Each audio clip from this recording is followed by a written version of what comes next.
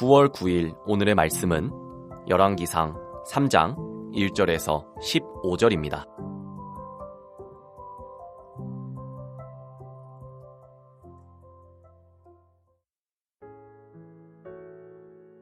솔로몬이 애굽의 왕 바로와 더불어 혼인 관계를 맺어 그의 딸을 맞이하고 다윗성에 데려다가 두고 자기의 왕궁과 여호와의 성전과 예루살렘 주위에 성의 공사가 끝나기를 기다리니라. 그때까지 여호와의 이름을 위하여 성전을 아직 건축하지 아니하였으므로 백성들이 산당에서 제사하며 솔로몬이 여호와를 사랑하고 그의 아버지 다윗의 법도를 행하였으나 산당에서 제사하며 분향하더라. 이에 왕이 제사하러 기브온으로 가니 거기는 산당이 큼이라. 솔로몬이 그 제단에 1000번제를 드렸더니 기브온에서 밤에 여호와께서 솔로몬의 꿈에 나타나시니라. 하나님이 이르시되 내가 내게 무엇을 줄꼬 너는 구하라. 솔로몬이 이르되 주의 종 내 아버지 다윗이 성실과 공의와 정직한 마음으로 주와 함께 주 앞에서 행함으로 주께서 그에게 큰 은혜를 베푸셨고 주께서 또 그를 위하여 이 큰 은혜를 항상 주사 오늘과 같이 그의 자리에 앉을 아들을 그에게 주셨나이다. 나의 하나님 여호와여, 주께서 종으로 종의 아버지 다윗을 대신하여 왕이 되게 하셨사오나 종은 작은 아이라 출입할 줄을 알지 못하고 주께서 택하신 백성 가운데 있나이다. 그들은 큰 백성이라 수효가 많아서 셀 수 없고 기록할 수도 없사오니 누가 주의 이 많은 백성을 재판할 수 있사오리이까? 드는 마음을 종에게 주사 주의 백성을 재판하여 선악을 분별하게 하옵소서. 솔로몬이 이것을 구하매 그 말씀이 주의 마음에 든지라. 이에 하나님이 그에게 이르시되 내가 이것을 구하도다. 자기를 위하여 장수하기를 구하지 아니하며 부도 구하지 아니하며 자기 원수의 생명을 멸하기도 구하지 아니하고 오직 송사를 듣고 분별하는 지혜를 구하였으니 내가 내 말대로 하여 내게 지혜롭고 총명한 마음을 주노니 내 앞에도 너와 같은 자가 없었거니와 내 뒤에도 너와 같은 자가 일어남이 없으리라. 내가 또 내가 구하지 아니한 부귀와 영광도 내게 주노니 내 평생에 왕들 중에 너와 같은 자가 없을 것이라. 내가 만일 내 아버지 다윗이 행함같이 내 길로 행하며 내 법도와 명령을 지키면 내가 또 내 날을 길게 하리라. 솔로몬이 깨어보니 꿈이더라. 이에 예루살렘에 이르러 여호와의 언약궤 앞에 서서 번제와 감사의 제물을 드리고 모든 신하들을 위하여 잔치하였더라. 반갑습니다. 즐거운 토요일입니다. 이번 한 주도 대단히 수고 많으셨고 오늘도 하나님의 말씀을 듣기 위해 말씀 앞으로 나오신 여러분을 환영하고 축복합니다. 우리는 열왕기상을 묵상하고 있습니다. 열왕기상뿐 아니라 우리가 모든 성경을 읽을 때 주의해야 할 점 중 하나는 좋은 사람과 나쁜 사람을 구분해서 좋은 사람의 말과 행동은 무조건 좋게, 나쁜 사람의 말과 행동은 무조건 나쁘게 이해하는 것입니다.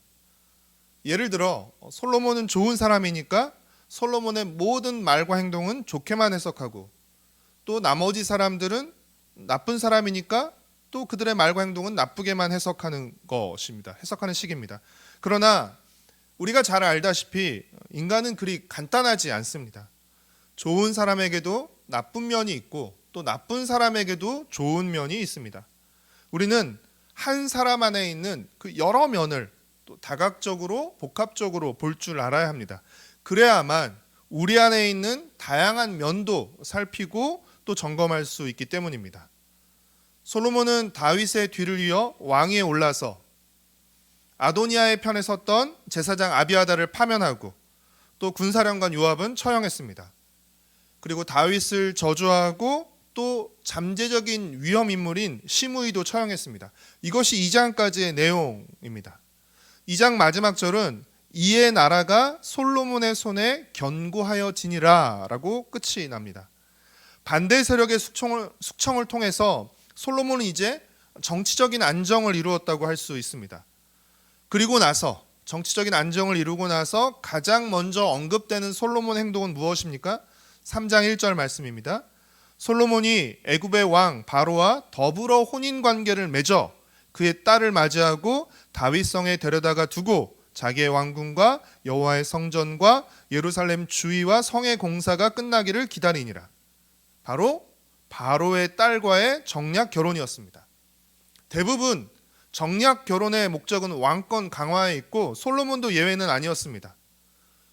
이집트의 공주인 바로의 딸과 정략 결혼했다는 것도 조금 찜찜한데 뒤이어 나오는 자기의 왕궁과 여호와의 성전이라는 표현도 찜찜합니다. 왜냐하면 여호와의 성전이 먼저 나오는 것이 아니라 자기의 왕궁이 나오고 그 다음에 여호와의 성전이 언급되고 있기 때문입니다.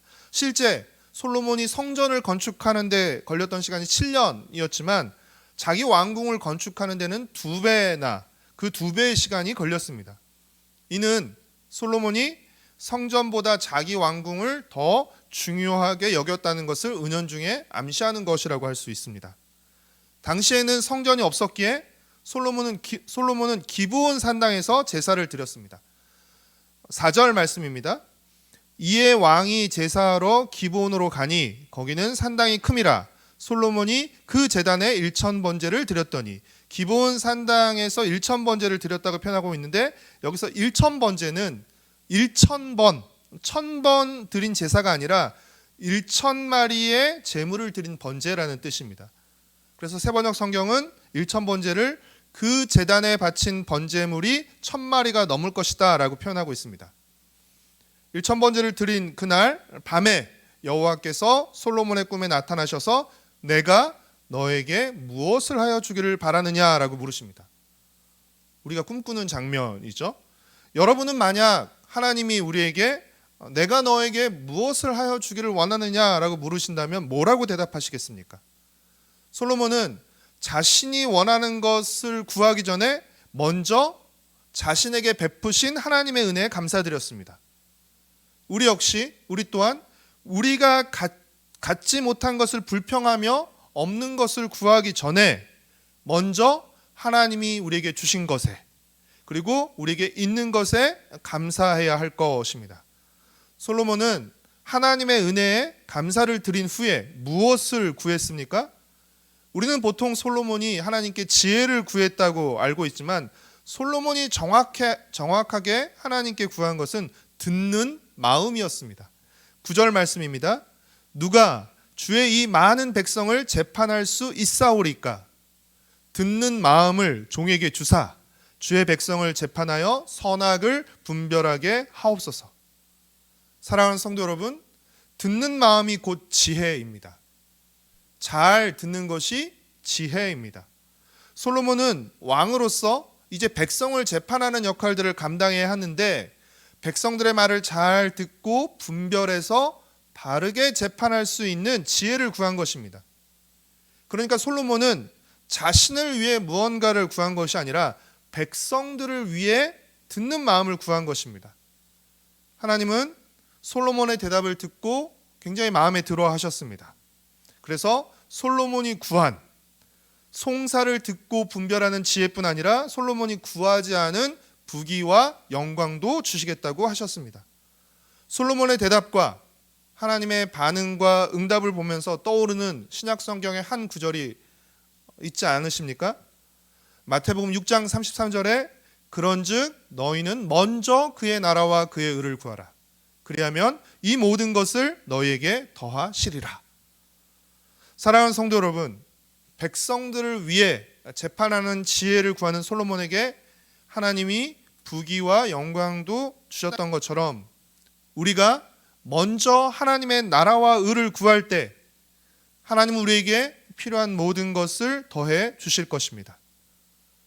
이제 솔로몬은 지혜와 부귀와 영광까지 갖게 되었습니다. 이 얼마나 복되고 부러운 일입니까? 그러나 솔로몬이 갖게 된 이 지혜와 부귀와 영광은 어디에 달린 것이라고 할 수 있습니까?